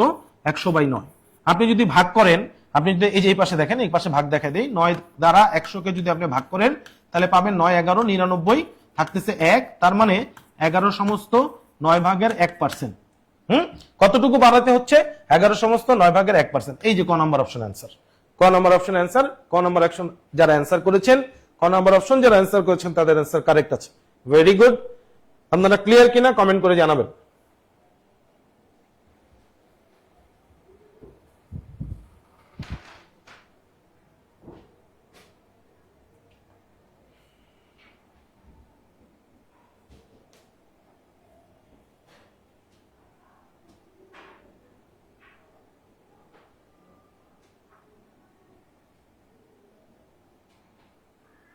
এখানে কমলে লেখা যাবে না, এখানে বাড়ছে কিন্তু। হ্যাঁ, ব্যবহার বাড়ছে, ব্যবহার। ঠিক আছে, চলুন আমরা পরবর্তী প্রশ্নে আগাই। মোস্ট ইম্পর্টেন্ট কোশ্চেন, লাভ ক্ষতির। একটি টেবিল 10% ক্ষতিতে বিক্রি করা হলো, বিক্রয় মূল্য 60 টাকা বেশি হলে 5% লাভ হতো, টেবিলটির ক্রয় মূল্য কত? Most important question. শুধুমাত্র একটা রেফারেন্স দেওয়া হয়েছে, তথ্য ও যোগাযোগ প্রযুক্তি, তারপর অফিস সহকারী কাম কম্পিউটার মুদ্রাক্ষরিক 2021। এর বাদে এইটা বিসিএস এ কয়েকবার আসছে, বিসিএস এ পর্যন্ত কয়েকবার আসছে, আমরা প্রাইমারিতেও দেখছি আসছে, নিবন্ধনেও পাওয়া গেছে। এই কোশ্চেনটা খুবই গুরুত্বপূর্ণ কোশ্চেন, খুবই গুরুত্বপূর্ণ প্রশ্ন। হ্যাঁ, এইটা খুবই গুরুত্বপূর্ণ প্রশ্ন। লাভ ক্ষতির মধ্যে এই টাইপের একটা প্রশ্ন আপনি অবশ্যই অবশ্যই অবশ্যই আপনার প্র্যাকটিসে রাখবেন। প্রশ্নটা পরিবর্তন হয়ে যদি আসে তাহলে সংখ্যা পরিবর্তন হবে, আর কয়েকটা জায়গায় পরিবর্তন হয়। যেমন এই কোশ্চেনটা আরেকটা রূপ নিতে পারে, সেই রূপটা হচ্ছে এরকম, একটি টেবিল 10% ক্ষতির জায়গায় আপনাকে বলতে পারে 10% লাভে বিক্রয় করা হলো, বিক্রয় মূল্য 60 টাকা এখানে বেশি বলা হয়েছে, এই বেশির জায়গায় আপনাকে বলা হতে পারে বিক্রয় মূল্য 10 টাকা কম হলে 5% লাভ না বলে আপনাকে এখানে বলতে পারে হচ্ছে 5% ক্ষতি হতো টেবিলটির ক্রয় মূল্য। প্রশ্নের রূপ দুইটা, একটা হচ্ছে যেটা প্রশ্ন আমাদেরকে দেওয়া হয়েছে, একটি টেবিল 10% ক্ষতিতে বিক্রি করা হলো, বিক্রয় মূল্য 60 টাকা বেশি হলে 5% লাভ হতো, টেবিলটির ক্রয় মূল্য কত। এর বাদে এই কোশ্চেনটা আরেকটা রূপ নিয়ে আসে, সেটা হচ্ছে একটি টেবিল 10% লাভে বিক্রি করা হলো, বিক্রয় মূল্য 60 টাকা বেশির জায়গায় আপনাকে বলবে কম হলে 5% লাভ হতো না বলে বলবে 5% ক্ষতি হতো, টেবিলটির ক্রয় মূল্য কত। এই দুই রকম প্রশ্ন আপনার কাছে আসবে এবং এই দুই রকম প্রশ্নের সলিউশনের জন্য সূত্র একটাই, উত্তরও সেম। মজার বিষয় উত্তরও সেম হয়। এটার জন্য যে সূত্র আপনি প্রয়োগ করবেন লিখবেন হচ্ছে, লিখে নেই আমরা, কম অবলিক বেশি, কম অবলিক বেশি মানে কম নামেও আসতে পারে বেশি নামেও আসতে পারে, ইনটু দিবেন হচ্ছে 100 আর নিচে বসাবেন হচ্ছে পার্সেন্ট 1 যোগ হচ্ছে গিয়ে পার্সেন্ট 2। হ্যাঁ, পার্সেন্ট 1 লিখবেন হচ্ছে পার্সেন্ট 1 যোগ লিখবেন হচ্ছে পার্সেন্ট 2, পার্সেন্ট 1 যোগ পার্সেন্ট 2, একেবারে সহজ সমাধান। ঠিক আছে, এখন আপনাকে দেখতে হবে প্রশ্নে কম বলছে নাকি বেশি বলছে, কম বলছে নাকি বেশি বলছে। ঠিক আছে, তাহলে আমাদেরকে যে প্রশ্ন দেওয়া হয়েছিল সেখানে বলা হয়েছে বিক্রয় মূল্য 60 টাকা বেশি হলে, তাহলে বেশি উল্লেখ করছে কত টাকা, 60 টাকা, এই যে লিখলাম 60 ইনটু দিলাম হচ্ছে গিয়ে 100 ডিভাইডেড বাই পার্সেন্ট 1, পার্সেন্ট 1 এখানে কত, এই যে প্রথম পার্সেন্টেজটা হচ্ছে গিয়ে 10 আর পার্সেন্ট 2টা এখানে কত হচ্ছে গিয়ে সেটা হচ্ছে 5, তাহলে 10 যোগ 5, তাহলে 60 into 100 divided by 60 into 100 divided by 10 আর 5 যোগ করলে হয় 15, 15 দ্বারা 60 কে ভাগ করলে পাবো 4, 4 100 তে হচ্ছে গিয়ে 400, তার মানে কোশ্চেনের অ্যান্সার হচ্ছে গ 400 টাকা। 400 টাকা most important question, most important question.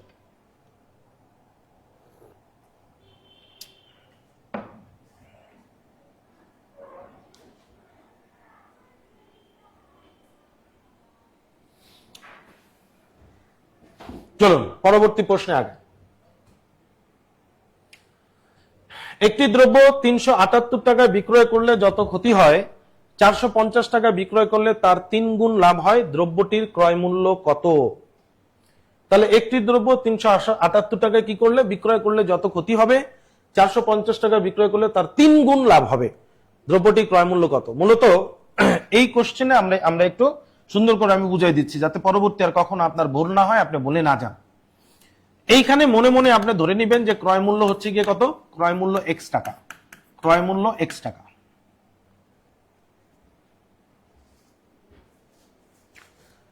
হ্যাঁ, ক্রয় মূল্য কত টাকা, x টাকা।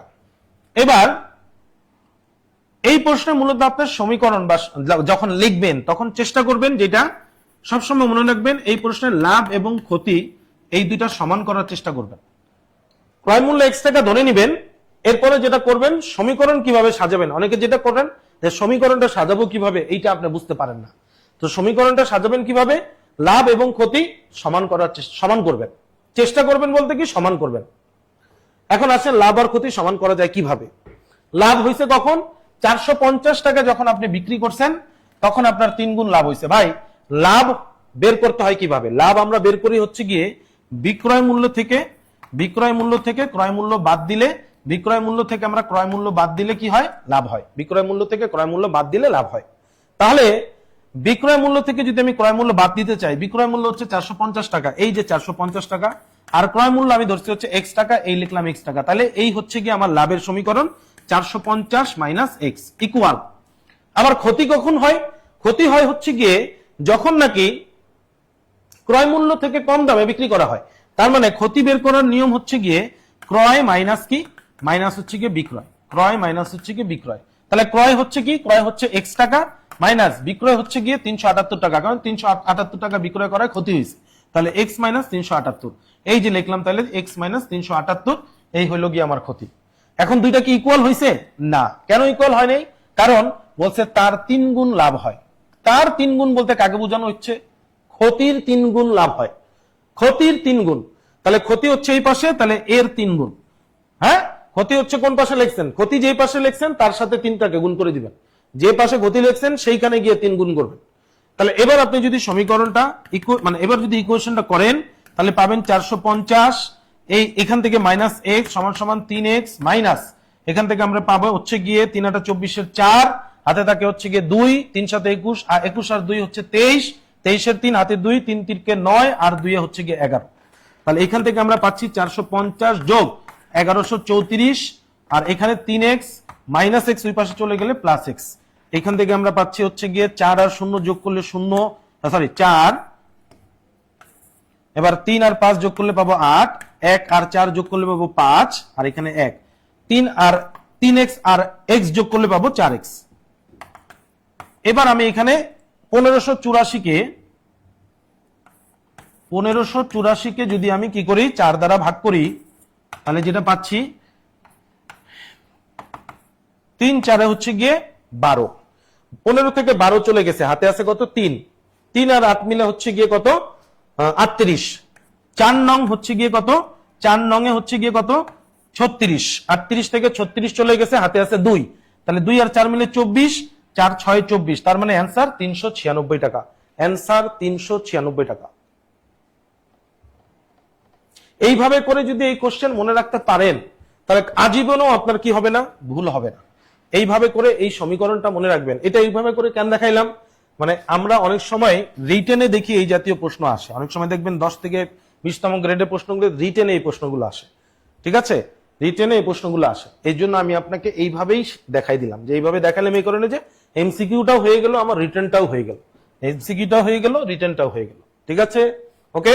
তাহলে আমরা কি করব এই জাতীয় প্রশ্নে ক্রয় মূল্য ধরে নিয়ে লাভ ক্ষতিটাকে কি করব সমান সমান করে নিব, হ্যাঁ লাভ এবং ক্ষতি ইকুয়াল করার ট্রাই করব, ঠিক আছে। অনেকে 396 অ্যান্সার করেছেন, হ্যাঁ তাহলে 396 কারেক্ট অ্যান্সার। পরবর্তী প্রশ্ন এটা হচ্ছে গিয়ে সুদ কষা থেকে আসছে। দেখেন কতগুলি রেফারেন্স দেখছেন, কতগুলো রেফারেন্স দেখছেন, অনেকগুলো রেফারেন্স দেওয়া হয়েছে এখানে, অনেকগুলো রেফারেন্স। হ্যাঁ সুদ কষার প্রশ্ন তো অবশ্যই অবশ্যই অবশ্যই সলভ করবেন, কারণ এখান থেকে প্রশ্ন আসবেই আসবেই, সুদ কষা থেকে প্রশ্ন আসবেই, ঠিক আছে। এটা আমাদের প্রশ্নে বলা হচ্ছে বার্ষিক শতকরা 6 টাকা হার সুদে কত সময়ে 450 টাকা সুদে আসলে 558 টাকা হবে। ফাইন। সুদ সুদ হচ্ছে দুই রকমের হয়, একটা সরল সুদ, একটা হচ্ছে কি চক্রবৃদ্ধি সুদ বা যৌগিক মুনাফা বলি আমরা। হ্যাঁ এটা আসছে আমাদের সরল সুদের প্রশ্ন, এটা আসছে হচ্ছে আমাদের সরল সুদ। সরল সুদ থেকে এই প্রশ্ন নেওয়া হয়েছে, সরল সুদ। আর সরল সুদের প্রশ্ন সলিউশনের জন্য আপনি কি করবেন, সরল সুদের প্রশ্ন সলিউশনের জন্য আপনি সূত্র প্রয়োগ করবেন। কি সূত্র? I equals PNR, I equals PNR। হ্যাঁ I ইকুয়ালস PNR মানে কি? I মানে হচ্ছে গিয়ে ইন্টারেস্ট বা বাংলায় আমরা সুদ বলি, P মানে হচ্ছে প্রিন্সিপাল বা বাংলায় আমরা আসল বলি, N মানে হচ্ছে গিয়ে বছর বলি, নাম্বার অফ ইয়ার আমরা বছর বলি বা সময় বলি, R মানে হচ্ছে সুদের হার, রেট পার্সেন্ট বা বাংলায় আমরা সুদের হার বলে থাকি। আমি আবারও বলতেছি, I মানে হচ্ছে গিয়ে এখানে দেখেন I মানে হচ্ছে গিয়ে সুদ, P মানে হচ্ছে গিয়ে আসল, N মানে হচ্ছে গিয়ে সময় বলতে পারেন বা আপনি বলতে পারেন হচ্ছে গিয়ে বছর, আর R মানে হচ্ছে গিয়ে সুদের হার বা মুনাফার হারও আমরা বলে থাকি, সুদের হার, ঠিক আছে।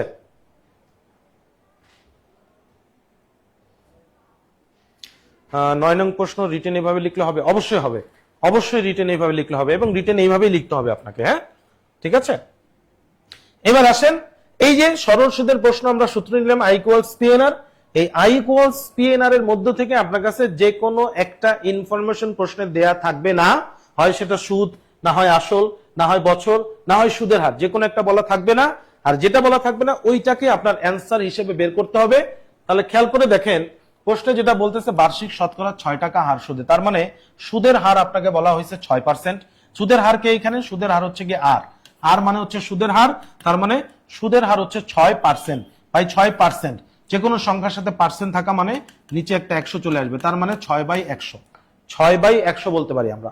তাহলে সুদের হার হচ্ছে গিয়ে 6/100 ইনটু কত সময়ে, তার মানে এন সম্পর্কে আপনার কাছে প্রশ্নে জানতে চাওয়া হয়েছে, আমি এন জানি না তাই রেখে দিলাম। 450 টাকা আসল টাকা বলা হচ্ছে, এই যে পি এর ভ্যালু আসল টাকা বলা হচ্ছে 450, তাহলে পি লিখে দিলাম 450। সুদে আসলে 558 টাকা হবে। আমার তো সুদ আসল দরকার নাই, আমার আরেকটা ভ্যালু দরকার, সেটা হচ্ছে সুদ। কিন্তু আমাকে সুদ বলে নাই, বলছে হচ্ছে সুদ আসল। তাহলে সুদ আসল থেকে যদি আমি সুদ নির্ণয় করতে চাই, তাহলে আমাকে যেটা করতে হবে, সুদ আসল থেকে আসল বিয়োগ করে দিতে হবে। সুদ আসল হচ্ছে এখানে 558 টাকা, আর সুদ আসল হচ্ছে গিয়ে এখানে 450 টাকা। সুদ আসল থেকে যদি আমি সুদ বের করতে চাই, তাহলে আমাকে অবশ্যই আসল টাকা সুদ আসল থেকে বাদ দিয়ে দিতে হবে। বাদ দিলাম আমি, বাদ দিলে কত পাচ্ছি, এখানে পাচ্ছি 8, এখানে 0, এখানে 1, বিয়োগ করলে আমি পাচ্ছি 108। তার মানে আমি পেলাম, সুদ পেলাম 108 টাকা। কাটাকাটি করে ফেলি আমরা, 0 0 কেটে দিলাম, 5 দ্বারা কাটলে 9, 5 দ্বারা কাটলে আমি এখান থেকে পাবো হচ্ছে গিয়ে কত, 2, 2 দ্বারা যদি আমি 6 কে কাটি তাহলে পাবো হচ্ছে গিয়ে 3। তার মানে 108 সমান সমান 3 নঙে 27, 27 n। এখান থেকে আমি যেটা করব, 108 রেখে দিলাম, 27 গুণাকারে ছিল, এই পাশে আসলে ভাগ, সমান সমান n। 108 কে 27 দ্বারা ভাগ করলে আমরা পাচ্ছি হচ্ছে গিয়ে 3। তার মানে n হচ্ছে গিয়ে 3 তো না 4, সরি 3 তো না, এখান থেকে আমরা পাবো 4। তার মানে এখানে আমরা বছর পেলাম হচ্ছে 4 বছর। এই যে খ নম্বর অপশন, এই খ নম্বর অপশন অ্যান্সার, খ নম্বর অপশন অ্যান্সার।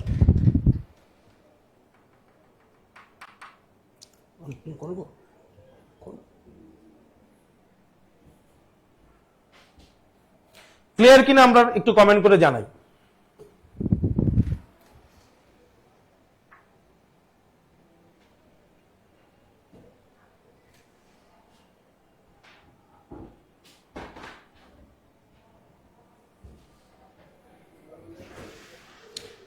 তাহলে আমি যেটা বললাম আপনাদেরকে, বাস্তব সংখ্যা, তারপরে হচ্ছে সুদ কষা, লাভ ক্ষতি, তারপরে হচ্ছে সরলীকরণের যে প্রশ্ন, দশমিকের গুণ, এই জাতীয় প্রশ্নগুলো আপনারা যেটা করবেন, অবশ্যই বাসায় বেশি বেশি প্র্যাকটিস করবেন। কারণ বারবার করে বিসিএস, আমরা আজকে যতগুলো প্রশ্ন সলভ করছি, ম্যাক্সিমাম প্রশ্ন বিসিএস এ আসছে, প্রাইমারিতে আসছে। ইভেন দেখেন এই কোশ্চেনটা অনেকগুলো রেফারেন্স দেওয়া আছে আপনার, অনেকগুলোতে আসছে। তো আমরা এই টপিক গুলো আর কি বিশেষ করে বাসায় বেশি বেশি প্র্যাকটিস করবো। ঠিক আছে স্যার?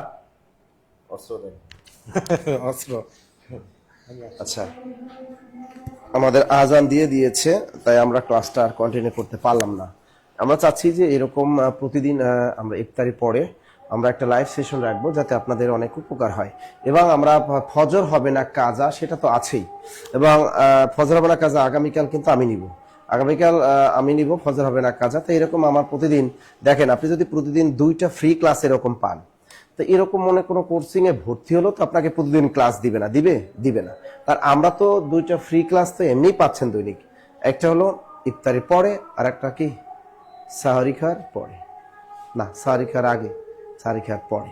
তো এই যে দেখেন 2টা ক্লাস পাচ্ছেন, কত, এরপর আবার একটা যদি পেইড বেজের ক্লাস পান, তাহলে আপনার পড়াশোনার স্পিডটা কিন্তু বেড়ে যাবে, বুঝছেন? তাহলে আপনি চিন্তা করেন যে আপনার সামনে আপনার কতগুলো চাকরি পরীক্ষা আছে, নতুন সরকার বসছে, এবং মাননীয় প্রধানমন্ত্রী কিন্তু তিনি সবসময় বলেন যে বেকারদের নিয়ে তার অনেক প্ল্যান আছে। ঠিক আছে? তাহলে এই যে আমাদের সার্কুলার বিসিএস আসবে, সার্কুলার অন্যান্য চাকরি সার্কুলার যে আবার নতুন আসবে, সেই জন্য আপনাকে অবশ্যই একজন প্রস্তুতি নিতে হবে। আর এখন যদি মনে করেন এখন আর ওই রকম হবে না, যে শিক্ষামন্ত্রী এখন বসছে, আপনারা অনেকে এই শিক্ষামন্ত্রী সম্পর্কে জানেন না। আসলে আমি যখন এসএসসি পরীক্ষা দেই, আমার স্কুলে, আমার গ্রামের স্কুলে এই শিক্ষামন্ত্রী নিজে গেছেন। আমি এসএসসি পরীক্ষা দিতেছি, উনি আমার স্কুলের পিছনে ওয়াল টপকাইয়া ঢুকছে। আমার স্কুলটা ছিল মানে উপরে টিন দেওয়া ছিল, চারপাশে টিনের বেড়া ছিল, তা ওয়াশরুমটাও টিনের বেড়ার ছিল। ওই ওয়াশরুমের ওয়াল টপকাইয়া ঢুইকা যাইয়া সে অনেকগুলা সে নকল ধরলো। এই সেই শিক্ষামন্ত্রী যিনি হেলিকপ্টার নিয়ে সারা বাংলাদেশ প্রত্যন্ত গ্রামগঞ্জে প্রত্যেকটা স্কুলে তিনি গিয়ে নকল ধরছেন, নকল রোধ করছেন, এবং তিনি অনেক বিখ্যাত লোক। যাই হোক, তিনি এখন আবার ক্ষমতায় আসছেন, এবং তিনি মনে রাখবেন প্রশ্ন ফাঁস কেমনে হয় সেটাও তিনি দেখাই দিবেন এবার, বুঝছেন? তাই এখন যেহেতু তিনি প্রাথমিক 2টা মন্ত্রণালয়ের দায়িত্ব পেয়েছেন, সুতরাং তার উপর আমরা ভরসা রাখতে পারি, কারণ তার আগের সুনামটা কিন্তু আছে।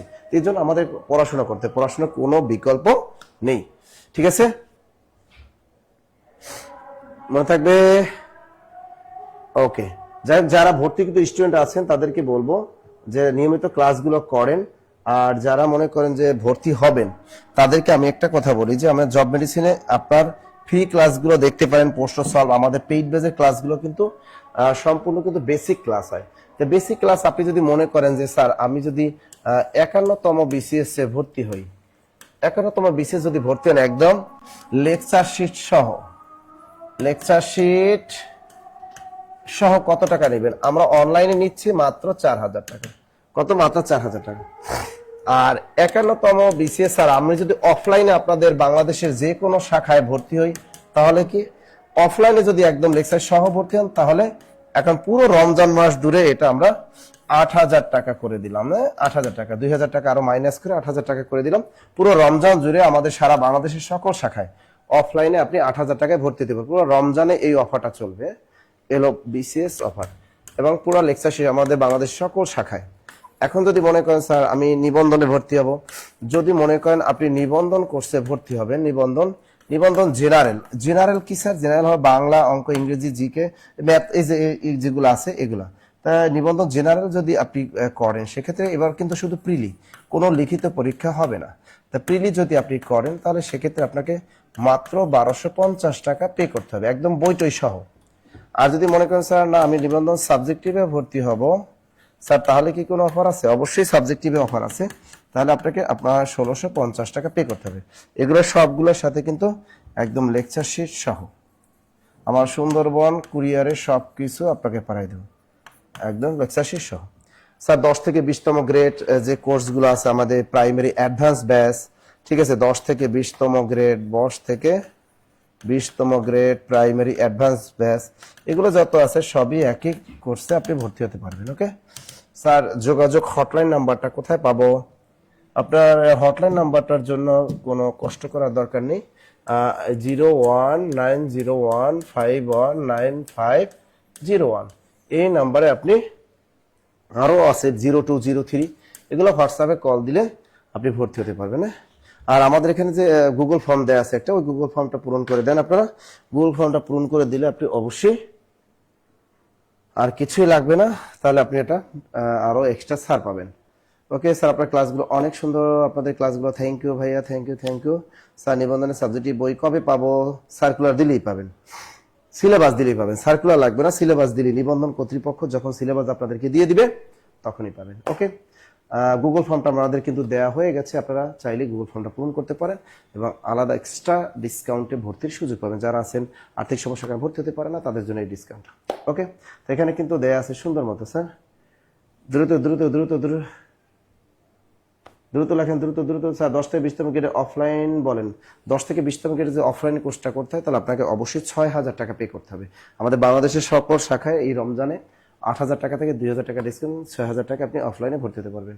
ঠিক আছে, আর অনলাইনে কিন্তু ওই যে বলেই দিছি 1650 টাকা। ওকে, গুগল ফর্মটা দেওয়া আছে, আপনারা গুগল ফর্মটা অবশ্যই পূরণ করবেন। স্যার দুইটা মিলে কত ফি? আপনি যদি এখানে যদি যে নিবন্ধন প্রিলি আর সাবজেক্টিভ এই দুইটা যদি একসাথে করেন, তাহলে আপনাকে এখানে কত আসে দেখেন তো, দুইটা যোগ করেন, আপনি দুইটা চাইলে আপনি 2500 টাকায় ভর্তি হতে পারবেন। এখানে দুইটা আপনি অবশ্যই 2500 টাকায় ভর্তি হতে পারবেন। ওকে, আর কোনো প্রশ্ন? স্যার আপনার পেইড ব্যাচে আছে, আপনার ক্যারিয়ার প্লাস বই কিভাবে পাবো? ক্যারিয়ার প্লাস বইটা আমাদের প্রেসে গেছে, প্রেস থেকে আসুক, হয়তো আপনার প্রি অর্ডার চলতেছে, প্রেস থেকে আসলে আপনি ক্যারিয়ার প্লাস বাংলা বইটা পেয়ে যাবেন। ওয়েট করেন একটু 4-5টা। ডালিয়া খাতুন স্যার, আমি যাই না, আমিও বিজি আছি স্যার। জানা কি বিজি স্যার? আমি একটু বলেন না, শুধু মোবাইল দেখেন কি? বিসিএস দিতে মন চাচ্ছে স্যার। আপনার মেয়ের নাম কি একটু বলেন? আমার মেয়ে পামো কই? ডালিয়া খাতুনকে আপনার মেয়ের নাম কি? পাও কই এইসব কথা? আপনার মেয়ের নাম কি? মেয়ে পামো কই? বিয়ে করলাম না এখন পর্যন্ত, মেয়ে পামো কই? এটা কোনো প্রশ্ন করলা? আর কোনো প্রশ্ন আছে স্যার? আরো ডিসকাউন্ট চাই, আরো ডিসকাউন্ট চাইলে আমারে নিয়ে যাও। সামিরা একটা কাজ করো, এইতে ভর্তি হওয়ার আমারে ফ্রি পাবা, আমরা নিয়ে যাও, আমরা নিবা, আমারে ফ্রি পাবা ডিসকাউন্টে, আমরা নিয়ে যাবা ডিসকাউন্টে। আর কোনো প্রশ্ন আছে? বলো, কারো কোনো প্রশ্ন আছে বলো। এই সুযোগটা কিন্তু রমজান মাস, পুরো রমজান মাস জুড়েই কিন্তু আমাদের অফারটা চলতেছে। আমাদের বাংলাদেশের সকল শাখাগুলোতে আপনি গেলে অফলাইন আপনি ভর্তি হতে পারবেন সেখানে, আমাদের সারা বাংলাদেশের শাখাগুলো। আর আমাদের head office Mirpur 10 Falpotti Samad mansion 4th তলা, মিরপুর 10 ফলপট্টি সামাদ ম্যানশন 4th তলা। ওকে, ভালো থাকবেন, সুস্থ থাকবেন, দেখা হবে আগামীকাল ক্লাসে। আল্লাহ হাফেজ।